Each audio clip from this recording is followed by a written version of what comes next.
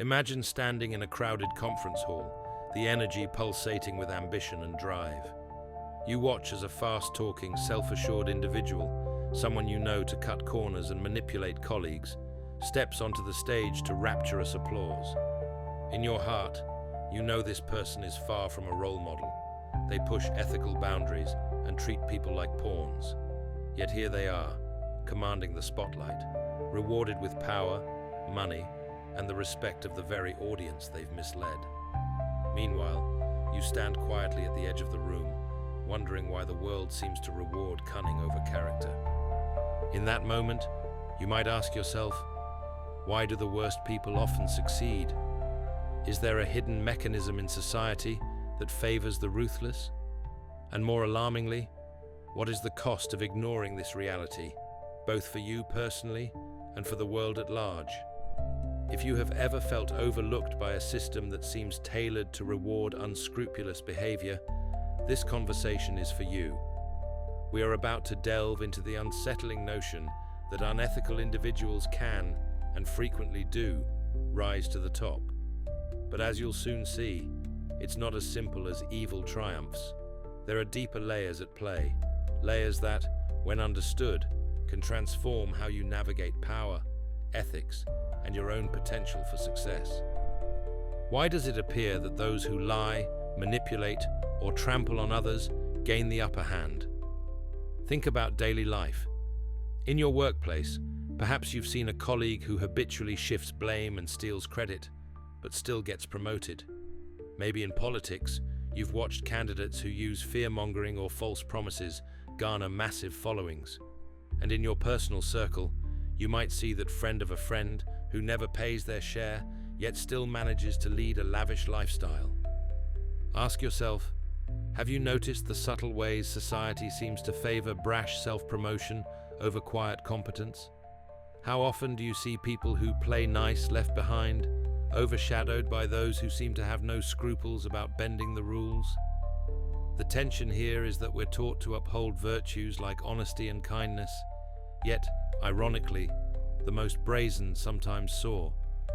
This might leave you feeling conflicted. On one hand, you want to believe in fairness, that doing good eventually pays off. On the other hand, the daily evidence can make you feel naive for trusting in an ethical approach. What is going on behind the scenes that allows the worst among us to claim center stage?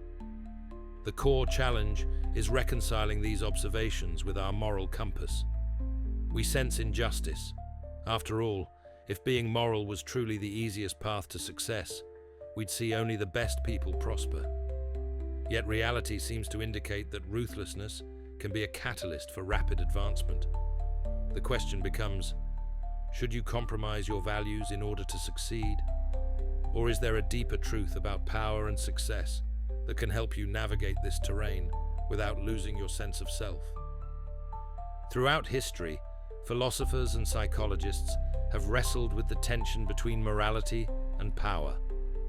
While Friedrich Nietzsche often gets invoked for his critiques of traditional ethics and his concept of the will to power, he isn't the only thinker to question how bad actors rise so high.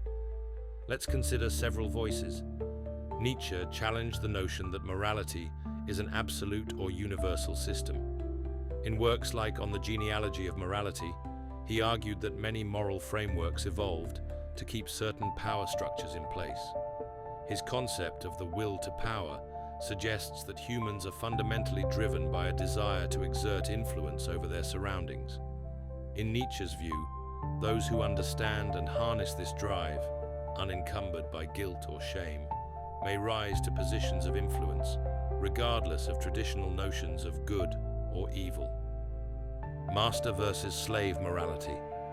Nietzsche posited that master morality celebrates traits like ambition, strength, and self-determination, while slave morality exalts humility, obedience, and self-sacrifice.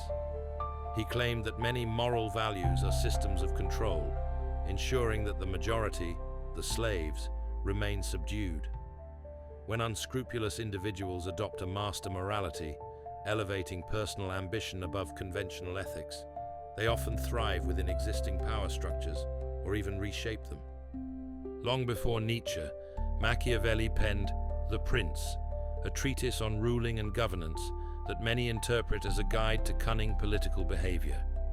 Machiavelli argued that a successful leader, or prince, could not rely solely on moral virtues, but needed shrewdness, pragmatism, and sometimes deception to retain power.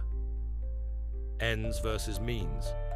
Machiavelli suggested that the ends, stability, power, often justify the means, deceit, manipulation, if the greater aim is political success or survival. While his name has become synonymous with cunning, Machiavelli simply observed that virtue alone does not guarantee success. Strategy, boldness, and even ruthlessness often win out in political arenas. Freud's psychoanalytic theory illuminates how unconscious drives can manipulate our behavior without our explicit awareness. While Freud isn't specifically discussing moral versus immoral success, his framework highlights that people are driven by desires, like power, validation, and security, that can override ethical considerations if unchecked. Ego, id, and superego. Freud divided the psyche into three parts. The id demands immediate gratification, the superego enforces moral standards, and the ego tries to mediate between them. When the superego is weak or overshadowed by the id and a bold ego, individuals may disregard moral constraints in favor of personal gain. Taken together, these thinkers suggest that moral guidelines do not inherently command universal obedience. Instead, those who consciously or unconsciously set aside moral constraints may unlock certain advantages, confidence, decisiveness, and the absence of guilt that can propel them to success in competitive environments. The modern world amplifies these dynamics in unprecedented ways.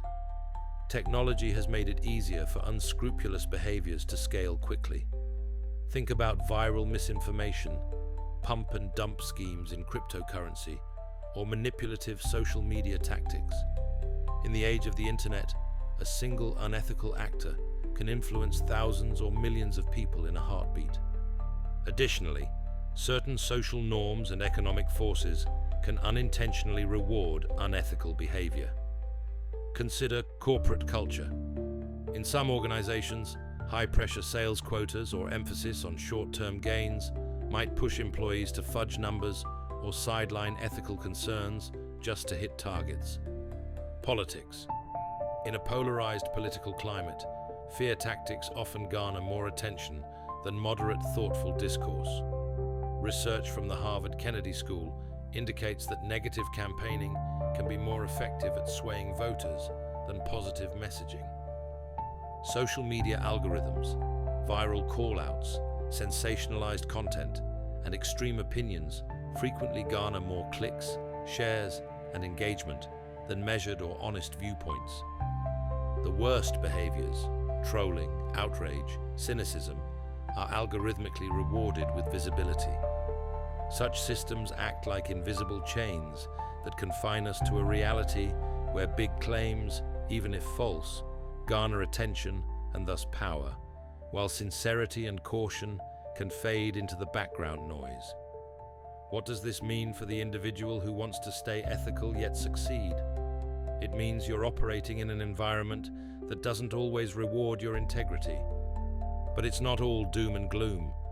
Societies also have ethical frameworks, laws, regulations, cultural norms intended to curb exploitation. Many unscrupulous people do get caught and face consequences. The tension, however, is that these frameworks are imperfect. The unscrupulous can be adept at slipping through loopholes, especially if they possess greater resources or cunning. Imagine a grand theater where life is the stage, each person wearing a costume representing their moral compass. Many of us dress in outfits of humility, kindness, or cooperation because we believe that's the right thing to do. Yet out from the wings strides the figure clad in arrogance, self-assurance, someone who's swapped a moral costume for a mask of opportunism. While you struggle to follow the script, They confidently rewrite the play to cast themselves as the star. Over time, you realize that the spotlight tends to follow the bold and brazen. They take the lines they want, grab the best props, and command the audience's attention. Meanwhile, those who stand politely in the background, waiting for their turn, may never receive the recognition they deserve. In many ways, the worst among us operate with a different script. They see the illusions that everyone else is following unwritten rules of fairness and decency, and they choose not to abide by them. The stage, our collective social or professional environment, inadvertently rewards their willingness to break rank, because the rest of us still assume we're playing by the same fair-minded rulebook. At the heart of this conversation is the tension between moral ideals, honesty, loyalty, compassion, and career or social ambition, wealth, status, recognition. While these forces are not necessarily contradictory, the moral dimension can become a disadvantage if competitors are willing to cut corners you refuse to approach. You might ask, am I destined to lose if I don't stoop to unethical tactics? Not necessarily, but you must acknowledge that in certain cutthroat environments, unscrupulous competitors hold an advantage. Take a moment to reflect. Have you ever held back from taking bold action because you worried it might seem arrogant or immoral? Perhaps you felt guilty for self-promoting or for asking for a raise that you honestly deserved. This internal hesitation can be traced back, in part, to society's emphasis on staying humble or religion's teaching self-sacrifice. While humility and altruism are laudable, they can also make you overly timid in contexts where others are unburdened by such concerns. While the worst people might succeed in the short term, the question is whether they can sustain their success and whether they feel genuine fulfillment. History is littered with examples of powerful figures who rose quickly but fell spectacularly, undone by scandal, betrayal, or internal emptiness. Your task is not merely to ask why they succeed, but whether they pay a psychological toll. Certain destructive forms of success might come at the cost of relationships, health, or a stable sense of self.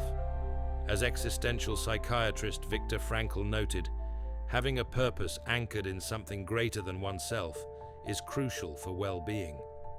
Purely self-serving ambition can yield outward success, but inward emptiness. At this point, you might wonder, so do I adopt a Machiavellian approach? Do I let go of my morals? The suggestion is more nuanced. Carl Jung argued for the integration of our moral and shadow selves. To navigate a world where unethical behavior can be rewarded, you benefit from recognizing your capacity for ambition, self-assertion, and sometimes aggression, without letting these elements define you. Integrating the shadow means acknowledging the potential for darkness within you, but choosing to direct it constructively. Let's ground these insights in actionable tips that help you maintain your integrity while contending with a system that sometimes elevates unethical behavior. Ask yourself, where do I censor myself out of fear of appearing too much? Often, you might hold back from stepping into leadership roles or advocating for your own ideas because you fear being labeled as arrogant or cutthroat. Reflect on whether this hesitation genuinely aligns with your values or if it's an overcorrection that disadvantages you. Create a personal code of conduct that clearly states your moral boundaries. For instance, you might decide, I will not lie in a negotiation, or I will not undermine a colleague to get ahead. Writing these down helps solidify them in your mind. Simultaneously, list the areas where you can push harder: self-advocacy, asking for credit when it's due, or negotiating assertively. The trick is to identify the difference between being moral and being timid. Ask yourself, do I equate wealth or power with guilt? Some people unconsciously believe that if they become affluent or influential, they're automatically bad. Examine whether you hold negative stereotypes about successful people that might sabotage your own potential. Try a calculated risk exercise. For 1 week, commit to making at least one bold move per day that supports your goals.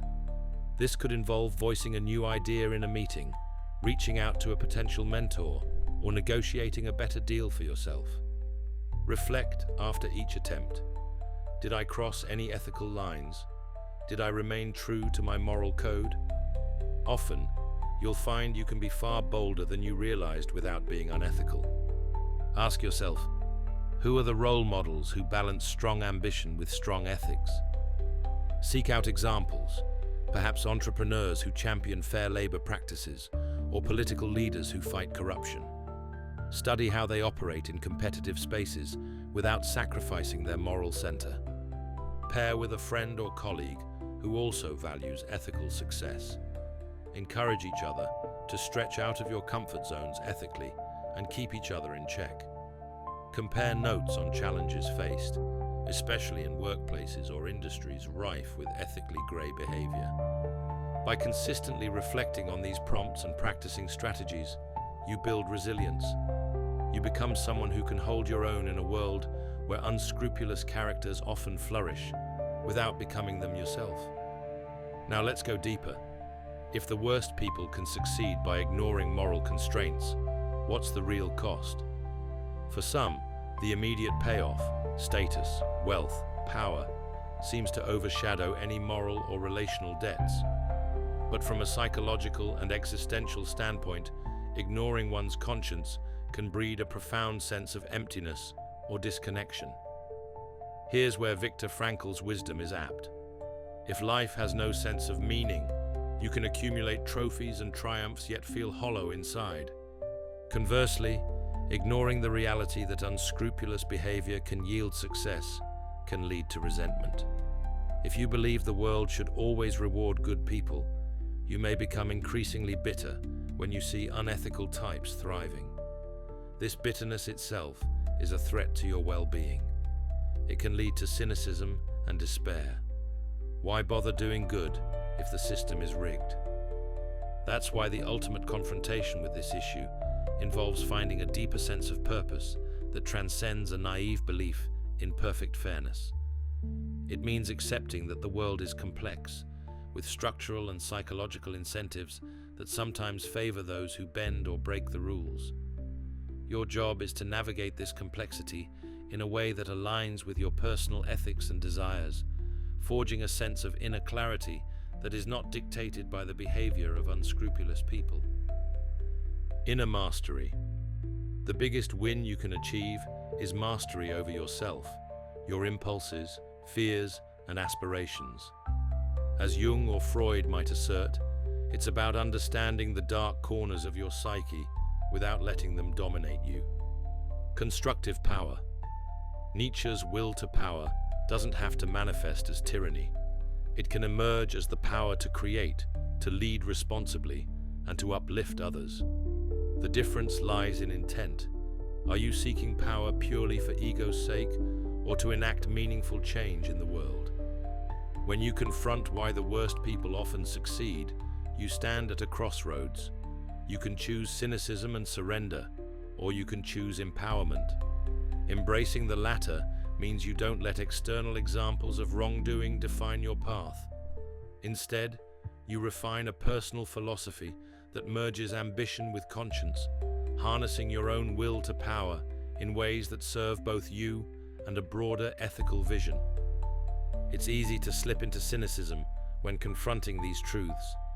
You might think, if being moral holds me back, why not join the dark side?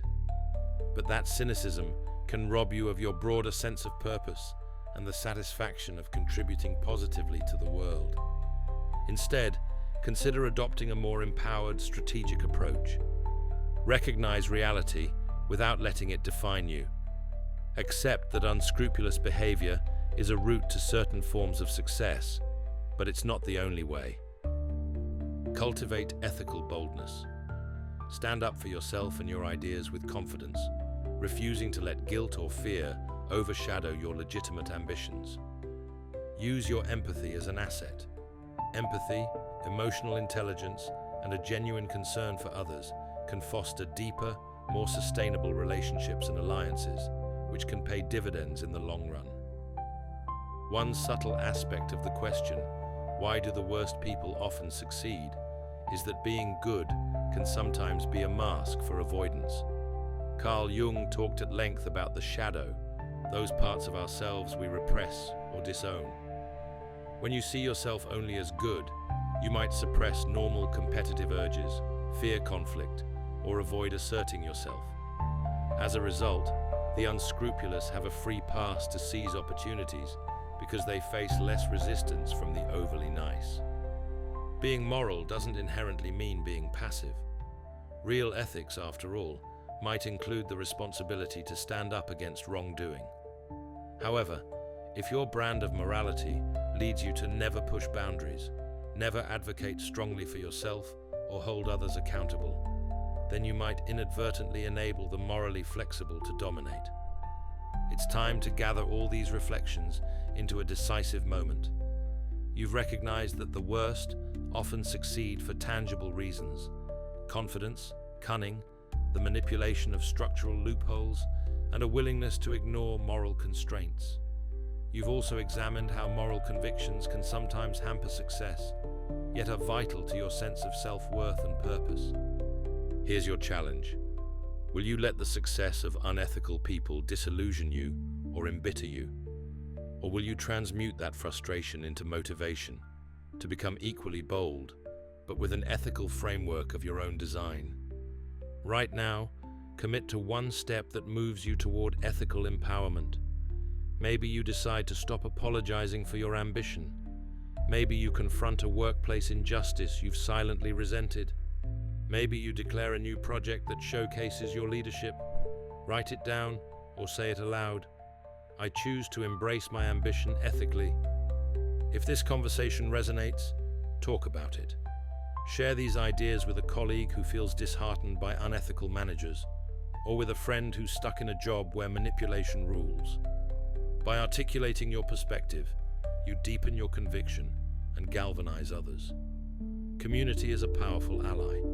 You don't have to navigate this alone. Whether it's establishing a personal code of ethics, scheduling a bold conversation, or practicing daily self-promotion that feels genuine, do something today. Real transformation doesn't happen by passive understanding. It takes shape through active, consistent effort.